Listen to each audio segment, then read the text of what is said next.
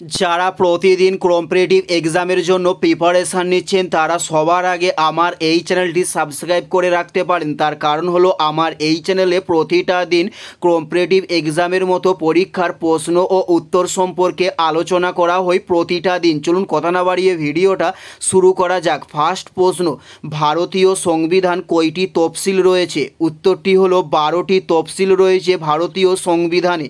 Next প্রশ্ন, Canada cup কোন খেলার সঙ্গে যুক্ত?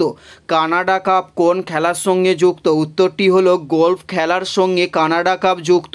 উত্তরটি হলো গলফ খেলার সঙ্গে কানাডা কাপ যুক্ত। নেক্সট প্রশ্ন, বিশ্ব কচ্ছপ দিবস কবে পালন করা হয়? উত্তরটি হলো 24শে মে বিশ্ব কচ্ছপ দিবস পালন করা হয়। উত্তরটি হলো 24শে মে বিশ্ব কচ্ছপ দিবস পালন করা হয়। নেক্সট প্রশ্ন, পশ্চিমবঙ্গের শ্রেষ্ঠ বাগিচা ফসল কোনটি? উত্তরটি হলো চা। পশ্চিমবঙ্গের শ্রেষ্ঠ বাগিচা ফসল।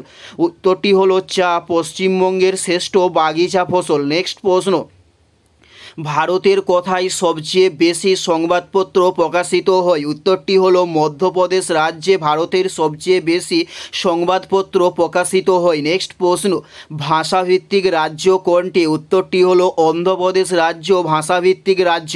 উত্তরটি হলো অন্ধ্রপ্রদেশ রাজ্য ভাষাভিত্তিক রাজ্য। ভাষাভিত্তিক রাজ্য কোনটি? উত্তরটি হলো অন্ধ্রপ্রদেশ। নেক্সট প্রশ্ন, ভারতের প্রথম রাষ্ট্রপতি কে ছিলেন? উত্তরটি হলো ডক্টর রাজেন্দ্র প্রসাদ ভারতের প্রথম রাষ্ট্রপতি ছিলেন।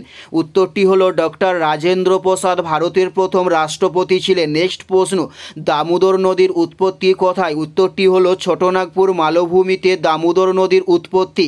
উত্তরটি হলো ছোটনাগপুর মালভূমিতে দামোদর নদীর উৎপত্তি। নেক্সট প্রশ্ন, যুদ্ধের শহর নামে পরিচিত কে? উত্তরটি হলো পলাশী যুদ্ধের শহর নামে পরিচিত। উত্তরটি হলো পলাশী যুদ্ধের শহর নামে পরিচিত। নেক্সট প্রশ্ন, পায়রার পায়ুথলির সংখ্যা কত? উত্তরটি হলো 9টি পায়রার পায়ুথলির সংখ্যা। উত্তরটি হলো 9টি পায়রার পায়ুথলির সংখ্যা।